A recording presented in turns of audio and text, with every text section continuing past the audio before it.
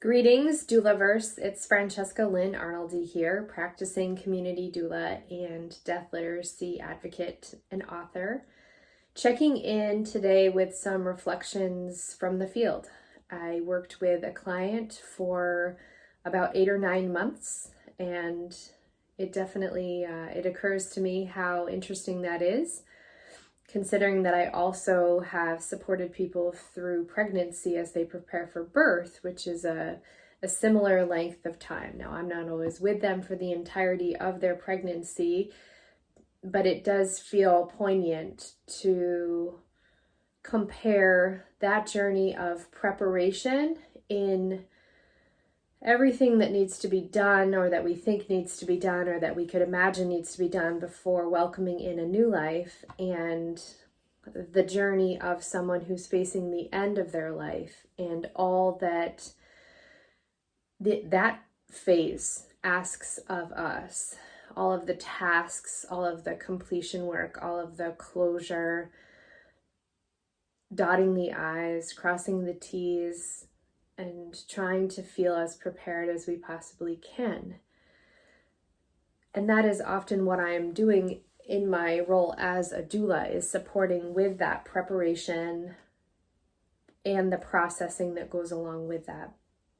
With this client, she really stood out to me in the sense that she found her way to such a level of acceptance with her mortality. It was really quite striking, really awe-inspiring to listen to her speak about how grateful she was for her life, for her loved ones, for the moments that she shared, for all the gifts, and that she knew it was her time to be done with this life, to exit this life. And she was so willing to do that I don't think that is terribly common.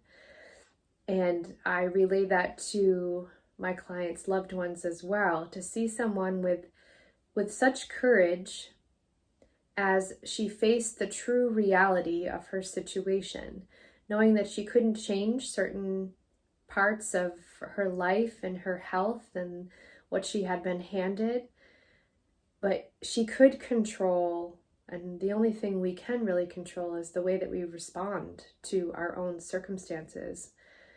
And it was pretty incredible to witness for me as a doula. Now, I say that because I just don't think that that's the norm.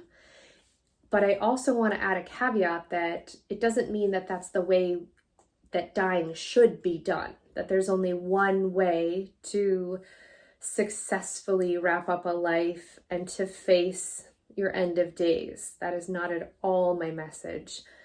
When we can do that in our own way and be true to ourselves, be true to our journey, to me, that's real bravery. So whatever that looks like, however it unfolds, making sure you have supports in place and that you really deserve. That's what I want for people as a doula. And for myself as well. And when I work with somebody and when I sit close to death, it really does bring up my own potential fears, worries, and wishes. And I wrestle with contemplations myself afterward. And so one part of this client experience that really did stand out in my mind as I was with her, even for the day of her death, as she was actively dying, and then as she did take her last breath, it occurred to me that what I ended up questioning most within myself is wondering, if I know that my time is coming to an end, will I fuss? Will I nag? And will I worry? And I'm not sure, but what I watched and what I observed is what looked like deep trust from her to those around her and with the end at large. So something maybe that I will continue to meditate on and carry with me during walks and that I write about.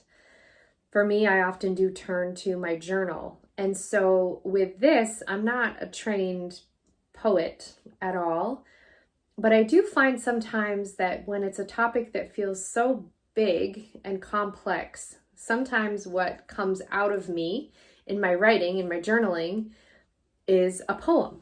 And so I wrote this poem, a draft of it while I was with her, vigiling. And then I worked on it a little bit after I thought on the topic some more, and I sent it to her loved ones. So I wanted to read the poem because I think it's important that we give ourselves permission to process times of intensity in whatever ways feel right to us. For me, at this moment, it was a poem. So I titled it, Will I Still Fret? When time runs short and goodbyes loom near, will I still fret over all I fear?